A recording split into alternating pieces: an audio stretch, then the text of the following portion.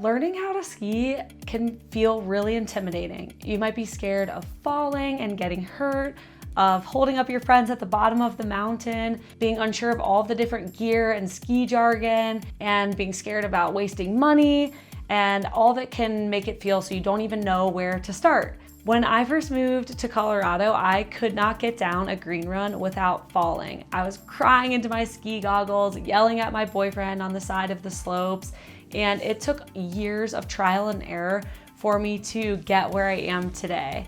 If you just moved to Colorado, or maybe you're planning a ski trip out here, or maybe your friends finally convinced you to learn how to ski, but you really don't know where to begin, you're in the right place, and we're gonna walk through everything you need to start skiing.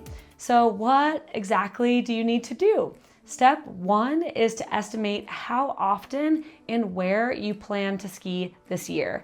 This will drive some of your decisions around ski passes and gear. So talk to your friends, figure out where they are skiing if they have a ski pass, and think about how frequently you plan to ski.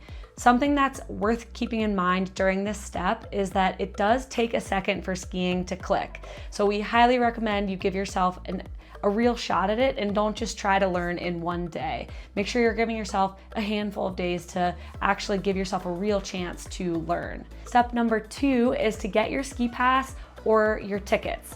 So we recommend that all beginners start with a lesson for your first day, potentially even your second, maybe even third days. Even if you have a friend who is saying they're gonna show you the ropes and teach you on day number 1, we promise it is worth it to get a ski lesson for your own ability to learn, but also for your relationship with your friend. And you'll wanna combine this with the right ski pass or tickets that you need for your whole year. Some lessons include a lift ticket for the day, but most do not. So you'll just wanna take that into consideration with your entire plan. There are 2 main ski passes in Colorado, the Epic Pass and the Icon Pass. There are also some independent passes like Mountain Collective and the Indy Pass. What you need to know is that these passes stop going on sale early in the year, normally at the end of November or early December. So if you're going to get a ski pass, which does tend to make sense if you're going to ski more than 5 or 6 days in the year, you need to make sure that you're planning in advance. If you don't, you'll need to pay a higher amount, and we really want to help you get your biggest bang for your buck. So make sure you're planning in advance to do what's right for your plan for the year. Step number 3 is to get your ski gear. So there's a lot of ways to save money here between renting, borrowing from friends, buying on sale, or buying used. And there's a whole list of things that you need. So we're going to give you a list of all the things you need. And I know it's a lot, which is why we break it down in our full course, but here is a quick list for you. So for ski gear, you need skis, and on your skis, you need ski bindings, which if you're renting, they come together.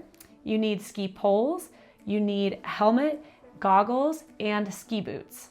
In terms of clothing, you need a ski jacket, ski pants or bibs, base layers on the top and bottom, and a warm layer on the top like a fleece or a down jacket.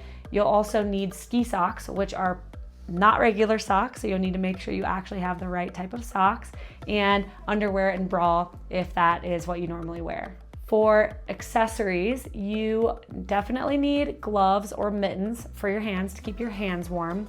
You'll also want some sort of face protection like a buff or a balaclava, and potentially even a hat. In terms of day of items, you'll wanna make sure you have your ski pass on you.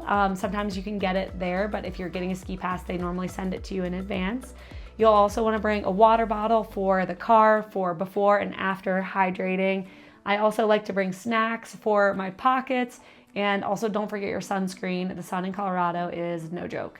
So in general, renting some of your gear, whether it be for the day or for the season, probably will make sense for you as a beginner.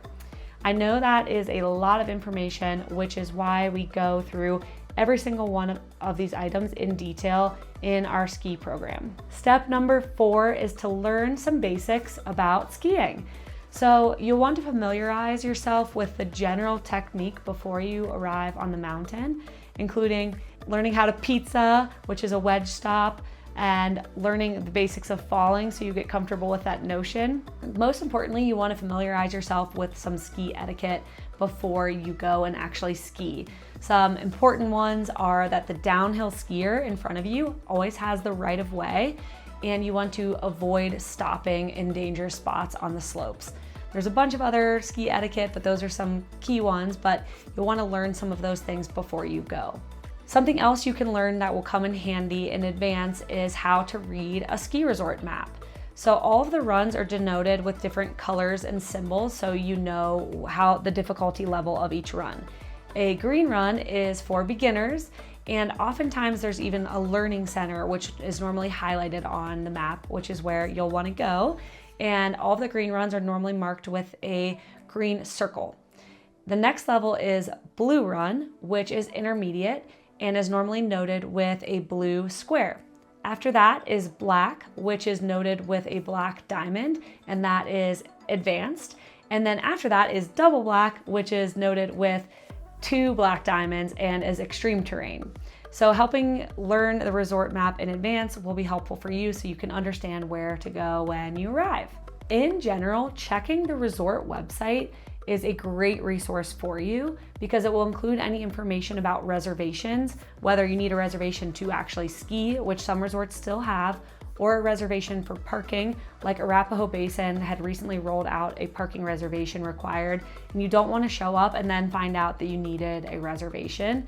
Also, the ski resort website will have weather conditions, which is super helpful as well, so you can know what layering system will be best for your day out. In general, the ski resort website is a great one-stop shop for all this information. Step number 5 is to get your fitness right. Our ski program goes over a specific 8-week fitness program that's designed specifically for skiing. The main reasons why you want to get your fitness right are, number 1, you really want to prevent injuries as much as possible, and having your fitness right in advance will help with this. And number 2 is that you want to prevent getting absolutely exhausted on the mountain. You know, you don't want to start and 30 minutes later be just totally wiped out. So focusing on full body fitness consisting of cardio, strength, core, and mobility really will help prepare you for your first day out. And number 6 is to get your mindset right. And this is actually something I want you to start right now. So giving yourself a huge amount of patience going into skiing really will help prevent frustration and get you on a much faster path to actually enjoying skiing. I hate to break it to you, but most people don't fall in love with a sport on day 1.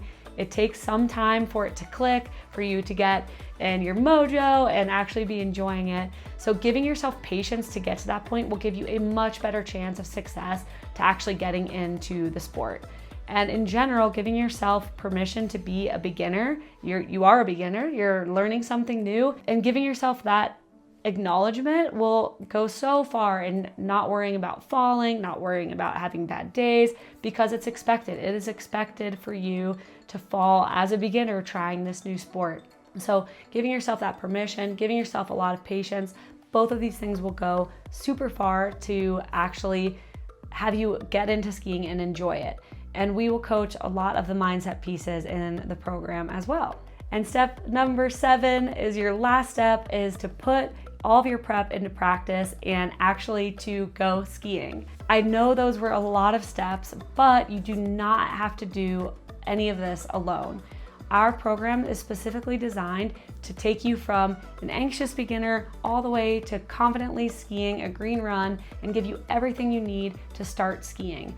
All of that without the bro vibes, without the ski jargon, without all of the overwhelm. We are here to support you completely. So why is all of this worth your time and your money?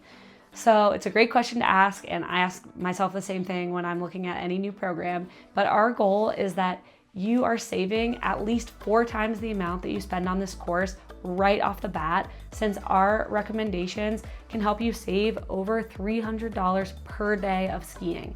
So we really want this to be an accessible course for you, and We're trying to make skiing as accessible as possible, and we really want you to get the biggest bang for your buck, which is why the course is priced the way it is, and also why we really want to help you save money on skiing.